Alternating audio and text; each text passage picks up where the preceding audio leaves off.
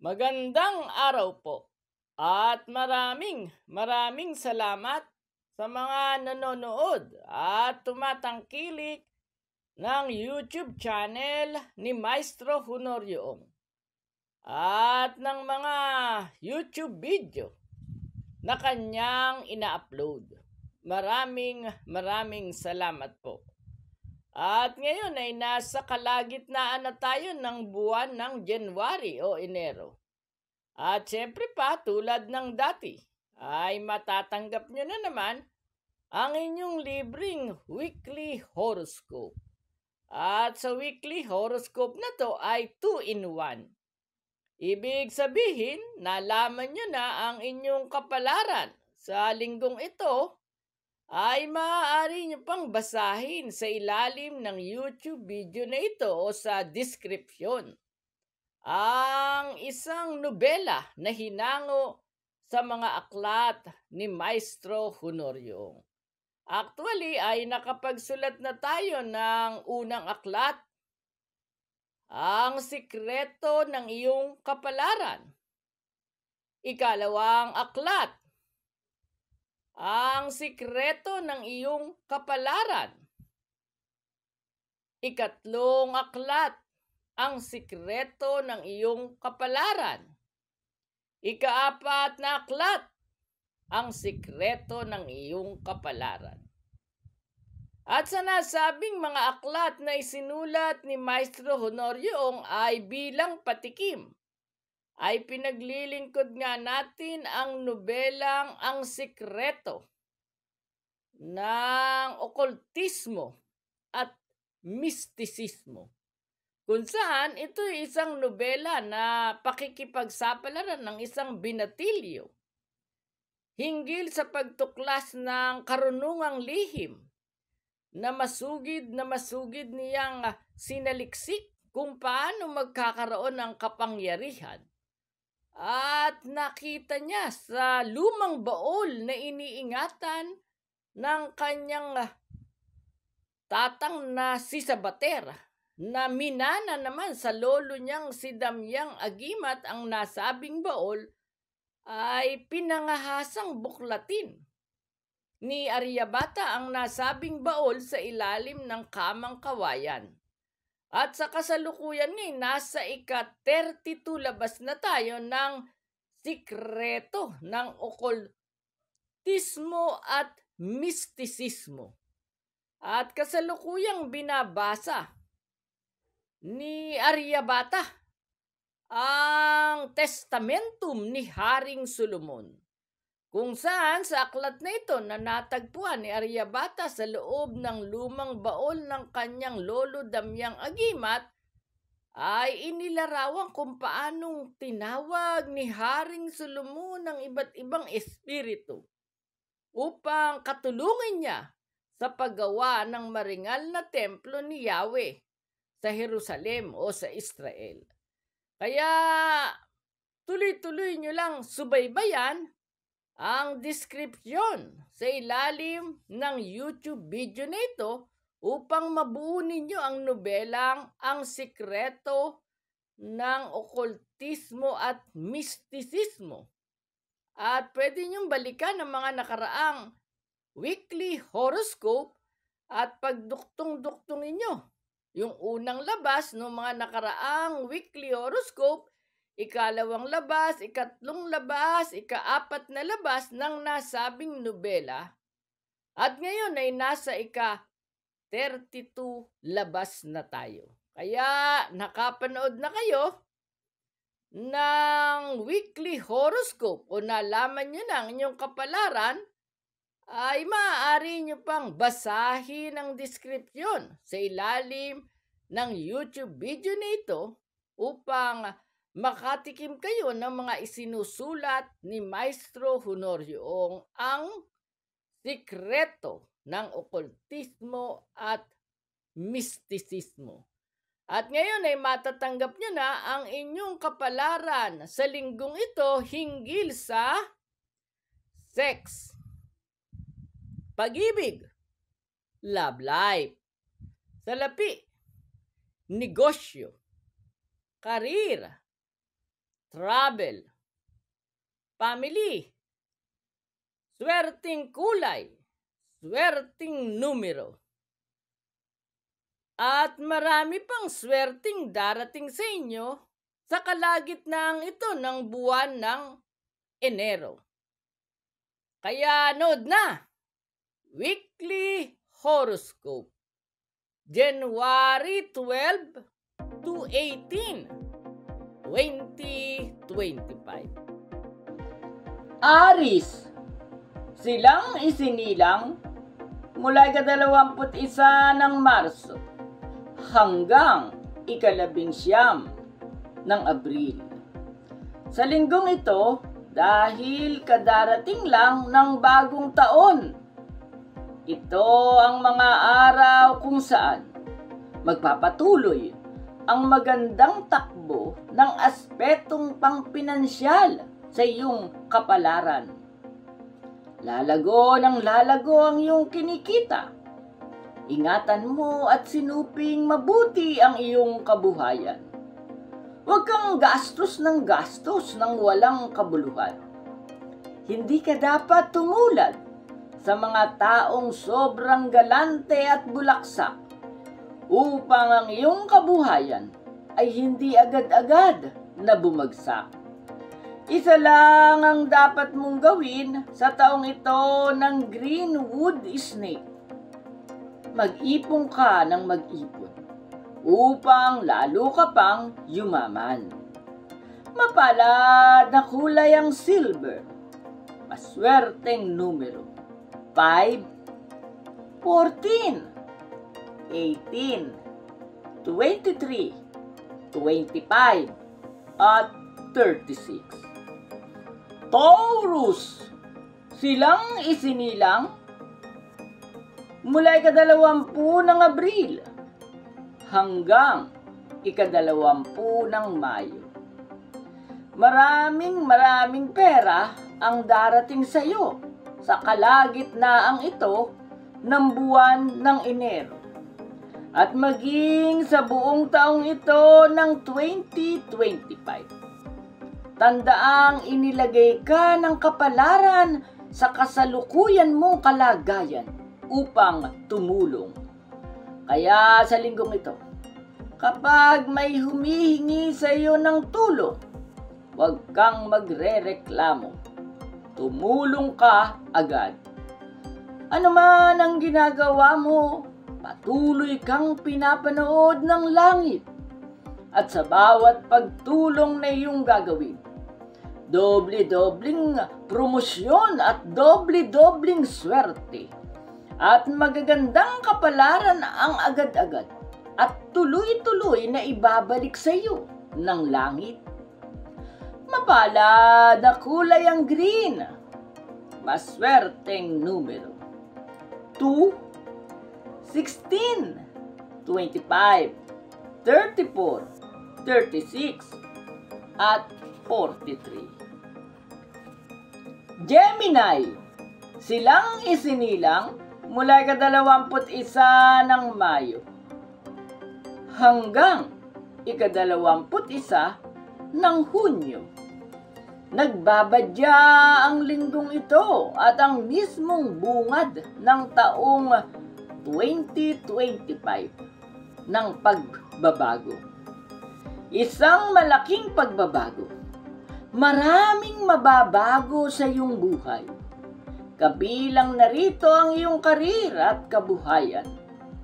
Habang nagaganap ang mga pagbabago, sasabay din rito ang maraming bagong-bagong swerte at magagandang kapalarang sunod-sunod, nagkakandara pa at mag-uuna-unahang dumating sa iyong kapalaran nang hindi mo pa nararanasan sa tanang buhay mo.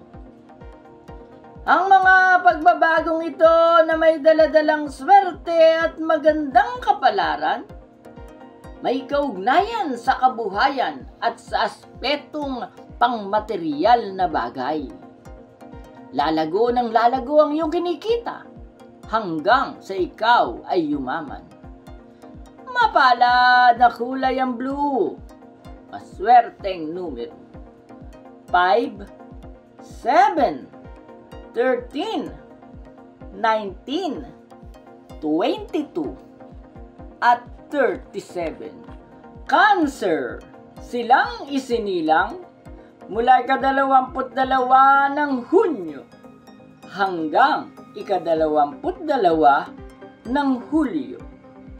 Sa linggong ito, damdamin at hawak ang magsisilbi mong pampaswerte. Haluan mo ng lambing ang iyong pagsasalita, kasabay ng paghawak sa balikat o kaya'y sa braso ng sino mang kakausapin mo.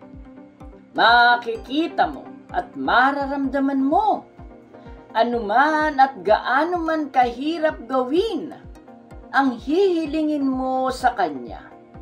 Tiyak na hindi siya makatatanggi. Alang-alang sa'yo, parang nahipnotismo. Susundin niya ang anumang ipag-uutos mo at agad-agad niya itong gagawin. Subukan mo na ngayon ang bago mong kapangyarihan. Mapalad na kulay ang red. Maswerteng numero. 2, 11, 28, 34, 41, at 44. Leo, silang isinilang mula ika-23 ng Hulyo hanggang ika-22 ng Agosto. Sa linggong ito, at sa mga unang araw ng pasok ngayong taong 2025, magugulat ka pa dahil ikaw ang magsisilbing pampaswerte ng mga kaibigan mo, ng mga kasamahan mo sa trabaho, at maging sa kasamahan mo sa bahay. Nangyari na sa iyo ang ganito at mangyayaring muli dahil ang totoo. Talaga namang ikaw ay isang taong maswerte, lalo na sa taong ito ng Greenwood Snake. At ang isa pang mabuting balita ay nagsasabing kapag sinuswerte ang mga nasa paligid, mas dobles swerte at magagandang kapalaran ang agad-agad na ipagkakaloob sa iyo ng nasa itaas. Mapalad na kulay ang purple. Maswerteng numero. 3, 9, 21, 33, 37, at 42. Virgo, silang isinilang mula ika-23 ng Agosto hanggang ika-22 ng Setyembre. Sa linggong ito at maging sa buong taong 2025, umasa kang kusang papagandahin ng langit ang iyong kapalaran dahil kabilang ka sa iilan na kung tawagin ay kayong mga pinagpala at sadyang mapapalad. Huwag mo lang kaliligtaan na tulungan ang mga mabababa, ang mga kapuspalad, at ang mga inaaglahi at inaapi-api ng lipunan na laging lumalapit at humihingi sa iyo ng tulong. Tulungan mo sila upang lalo ka pang pagpalain ng maraming swerte. Liglig, siksik at umaapaw na mga biyaya ang darating sa iyo mula sa langit. Mapalad na kulay ang yellow. Maswerteng numero. 7, 15, 23, 25, 37, at 39. Libra, silang isinilang mula ika-23 ng Setyembre hanggang ika-23 ng Oktubre. Ang iba ay kailangan pang magsikap at magsipag upang umunlad. Pero ang sa iyo ay kakaiba. Sa linggong ito at sa mismong buwang ito ng Enero, panatiliin mo lang ang pagiging maganda, malambing at maharot.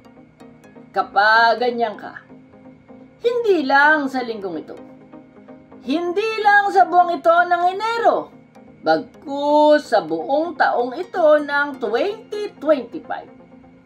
Ang lahat ng swerte at magagandang kapalaran ay magdaratingan na sa iyong harapan ng walang kahirap-hirap. Mapalad na kulay ang orange, maswerteng numero 1, 13, 22, 28, 34, at 42. Scorpio, silang isinilang mula ika-24 ng Oktubre hanggang ika-21 ng Nobyembre. Sa kalagitnaan ito ng buwan ng Enero at sa pagbungad ng Chinese New Year, mas mainam na huwag patulan ang mga naninira sa iyong pagkatao. Dahil habang ginagawa nila ang ganon, sila ang nasisira.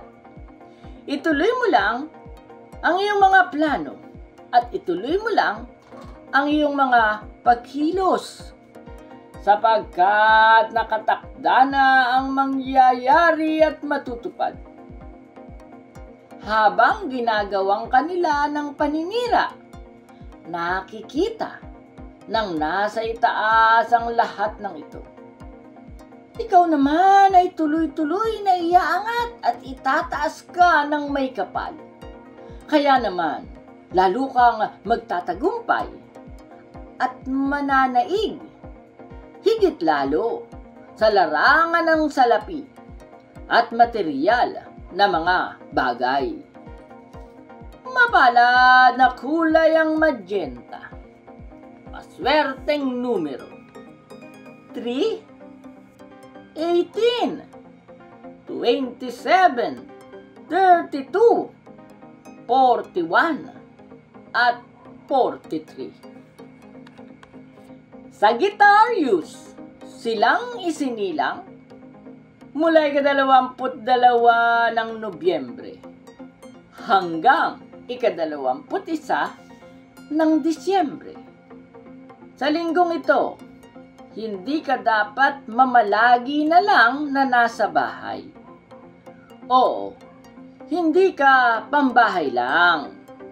Sa halip, ang magagandang kapalaran ay tatanglaw at magdaratingan na sa buhay mo kung lalabas ka.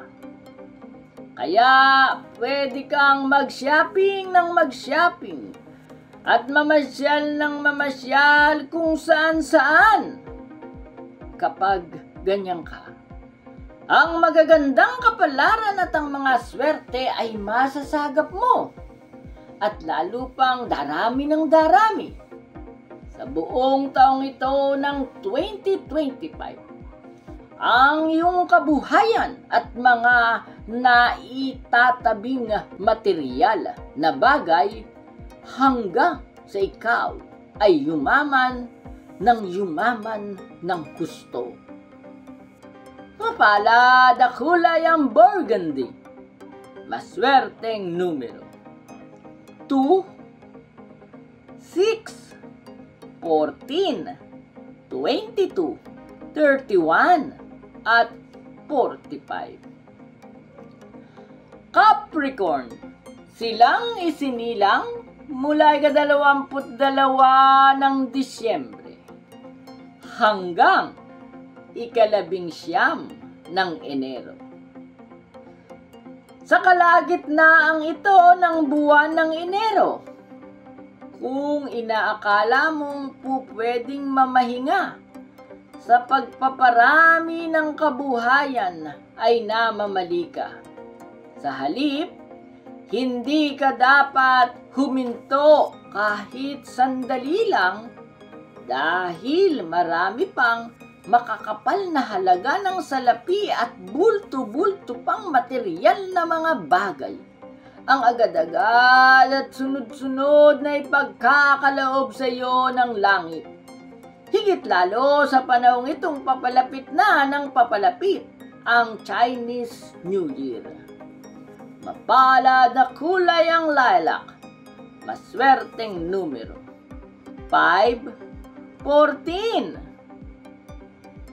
23, 26, 34, at 43. Aquarius, silang isinilang mula ika-20 ng Enero hanggang ika-18 ng Pebrero.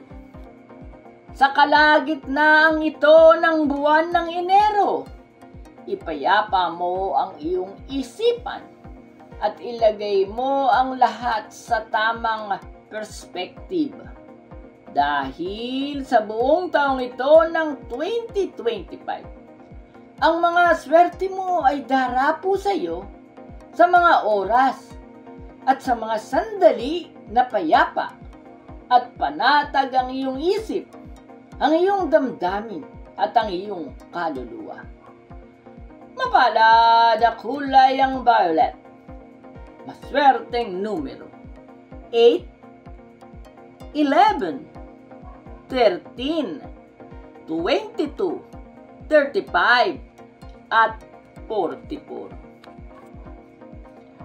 Pisces, silang isinilang mula ika-19 ng Pebrero hanggang ika-20 ng Marso.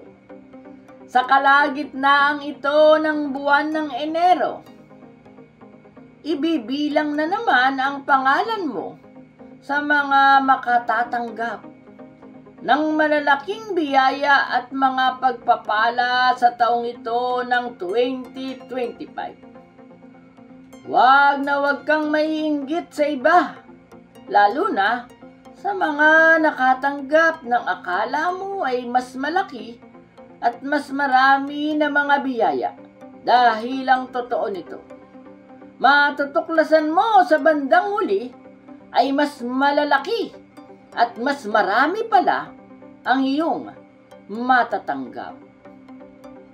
Mapalad na kulay ang pits, maswerteng numero, 1, 19, 28, 34, 43, at 45. Maraming salamat po sa nanood at tumangkilik ng weekly horoscope. Kapag wala kayong magawa ay pwede niyong pasyalan ang ating mga playlist sa YouTube channel na ito ni Maestro Honorio upang matuto kayo ng sarili niyong paraan kung paano tutuklasin ang inyong kapalaran. Nandiyan ang playlist nating Swerteng Guhit ng Palad. Sa pamamagitan ng palmistry o guhit ng palad, malalaman mo ang iyong kapalaran. Sa mga serye natin sa Swerteng Guhit ng Palad ay tinalakay natin ang palatandaan ng mga guhit ng palad na yayaman. Kaya panoorin nyo ang Swerteng Guhit ng Palad sa ating playlist. Bukod sa palmistry, meron din tayong playlist na Swerteng Numerology. Sa pamamagitan naman ng pag-alam ng birth date at destiny number, ay malalaman mo ang iyong kapalaran. At sa playlist na Swerteng Numerology ay tinalakay din natin kung sino-sino ang mga birth date na yayaman. At bukod sa playlist na Swerteng Guhit ng Palad, Swerteng Numerology, mayroon din tayong Swerteng Handwriting Analysis. Sa pamamagitan naman ng pag-i-interpret ng inyong sulat kamay at signature, at maaaring ito'y baguhin mo at mababago ang iyong kapalaran sa sandaling binago mo ang iyong sulat kamay at signature, ay mapapaganda mo ang iyong kapalaran. Kung paano gagawin ang pagbabago ng signature ay panoorin nyo sa ating playlist na Swerteng Handwriting Analysis. At bukod sa playlist na Palmistry, Numerology, Graphology ay mayroon din tayong Swerteng Punsoy Tips sa pamamagitan ng pagpupunsoy sa sarili mong bahay o business site. Ay hindi ka nababayad ng malaking halaga. Bagkus sa pamamagitan ng basic principle ng pagpupunsoy na itinuro din natin sa ating playlist na Swerteng Punsoy, ay matututo ka ng basic na paraan kung paano ba ang pagpupunsoy. At syempre pa, kung ikaw ay madalas managinip, mayroon din tayong playlist na Swerteng Panaginip o mga lihim ng panaginip. Ininterpret natin ang iba't ibang uri ng panaginip sa pamamagitan ng malascientific approach na hinango sa psychologist na si Sigmund Freud at si Carl Jung. Kaya panoorin nyo ang ating playlist na Swerteng Panaginip at mga lihim ng panaginip. At meron din tayong playlist na Swerteng Horoscope. Sa pamamagitan naman ng pag-i-interpret ng 12 zodiac sign, mula Aries hanggang Pisces, ay magiging gabay mo ito kung paano mo papagandahin ang iyong kapalaran at matatagpuan ng isang maligaya at maunlad na pamumuhay sa pamamagitan ng pag-aanalisa ng mga zodiac sign. Kaya panoorin mo ang sarili mong zodiac sign sa Swerteng Horoscope. At meron tayong bagong-bago, Swerteng Pag-i-interpret sa Nunal. At sa pamamagitan ng Swerteng Nunal na playlist, malalaman natin kung sino-sino ba o ano ang palatandaan ng mga nunal sa ating katawan na ikaw ay yayaman. Kaya panoorin mo ang ating playlist na Swerteng Nunal. At yung pinaka-latest natin ay napakaganda. Ang Prediksyon 2025 na playlist kung saan diniscuss na natin kung sino-sinong animal sign ang suswertihin sa taong ito ng 2025. At ganun din, sino-sinong animal sign ang yayaman sa taong ito ng 2025 ay inilabas na natin sa Prediksyon 2025. At sa nasabing playlist ay inisa-isa rin natin ang pangkalahatang magiging kapalaran ng 12 animal sign. Kaya kung wala kang ginagawa ay pasyalan mo ang playlist nating Prediksyon 2025. At ang isa sa tampok ay ang kapalaran ng snake sa taong ito ng 2025 ay kasalukuyan na nating ine-ere o inilabas sa YouTube channel na ito. Isusunod na natin ang iba pang kapalaran ng animal sign para malaman ninyo ang magiging kaganapan at iba pang swerteng darating sa buhay ng 12 animal sign. Kaya muli, pag wala kayong ginagawa, balikan nyo at panoorin ang iba't ibang uri ng pag-i-interpret ng kapalaran upang matuto kayo kung paano magiging gabay sa isang mas maunlad at maligayang pamumuhay ang mga YouTube video sa YouTube channel na ito ni Maestro Honorio Ong.